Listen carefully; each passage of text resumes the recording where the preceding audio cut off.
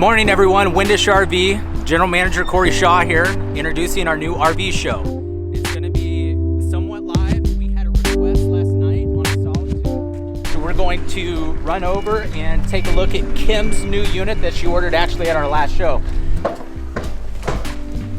Here's their beautiful unit from inside their trailer. So you have theater seats directly across from the entertainment center, TV. You have a 5,000 BTU furnace there that you can actually change the lights on. Residential refrigerator. It's not something that we normally stock our inventory with, but they wanted it that way, so we ordered it for them.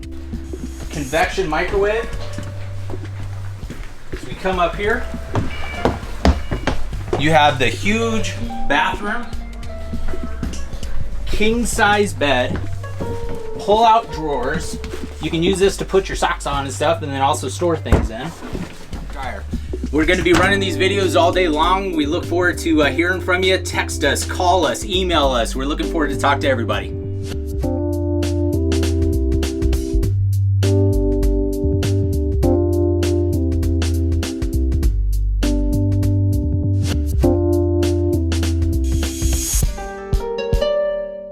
You can see this floor plan is amazing, along with 3 big drawers for storage.